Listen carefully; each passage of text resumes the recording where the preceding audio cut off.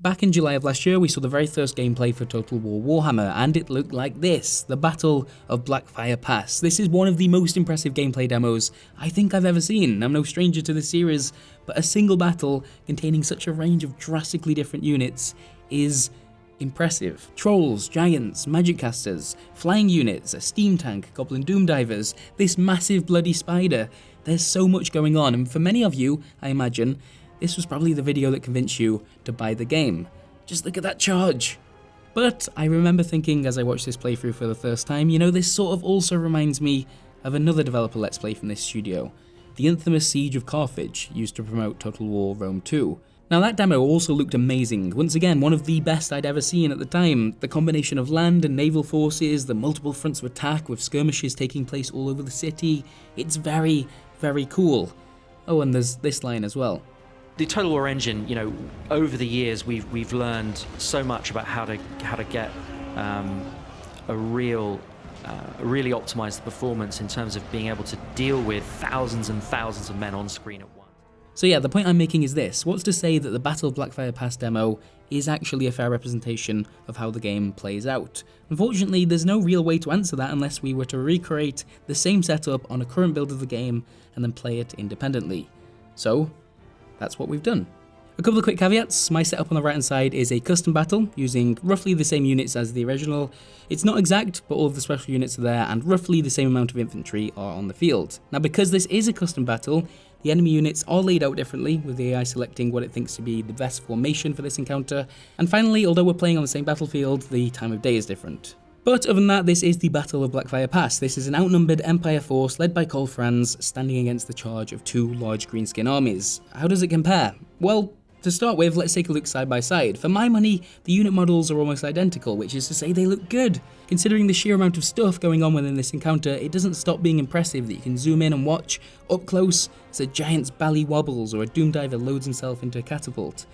The map itself is, well, a little more disappointing. The draw distance in particular has taken a bit of a hit, and as you bring the camera back and survey the entire battlefield, a lot of that detail has been lost. It just doesn't look as good as it did last year.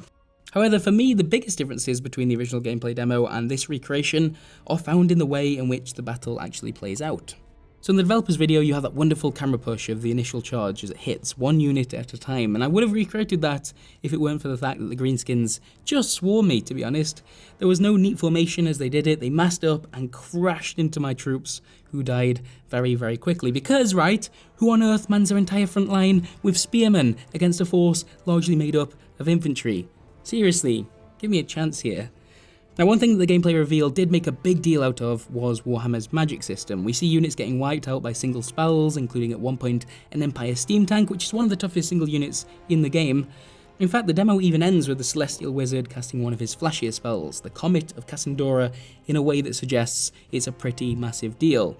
Well, here's what it looks like in reality. It's still an impressive thing to watch, but as with most spells that do direct damage in Total War Warhammer, they just aren't as powerful as that initial demo suggested, and that's a huge relief, I think. I haven't played enough of this game yet to know what I make of the balancing, but I don't think being able to one-shot armoured artillery units from across the map would have been a great place for it to start. Glad to see that toned down, to be honest.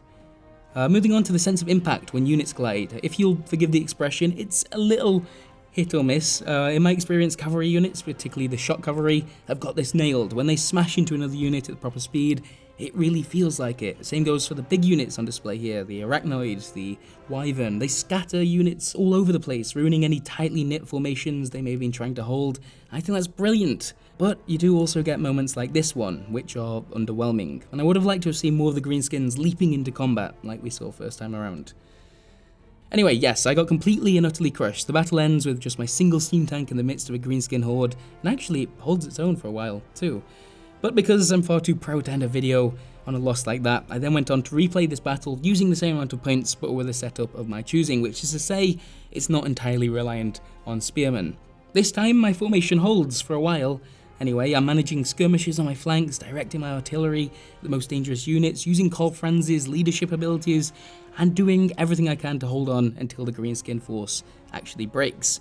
It's closer to that original demo, I guess. It's still not anywhere near as precise. Things get messy, really messy, and it ends with a huge free-for-all in the middle of the battlefield. But you know what? it was loads of fun. Like that bit right at the end where I had call friends break off on low health to scatter a unit of archers. There was this charge right here with my Demigryph Knights, or my Steam Tank once again getting stuck into the biggest fight on the battlefield and dominating it. My Battle of Blackfire Pass was full of these kind of moments. You can't recreate the scripted battle from last year, it's just not possible. Total War will never be as organised or as tidy or as pretty when you play it for yourself. It's not about these synchronised charges, it's about chasing a big greenskin army up a hill and hoping they don't turn around and murder you. Does the game play like that first reveal? No, it doesn't, but I think it still might be pretty great. Thanks for watching, and if you're interested in this game, we've done plenty with it so far, and I'm sure you can expect more as we approach its release at the end of the month. If you'd like to watch a battle in full, rather than this kind of edited piece that you've just watched, I'd recommend our hands-on with the vampire counts. They have no ranged units, it still kind of freaks me out. Cheers very much, and goodbye.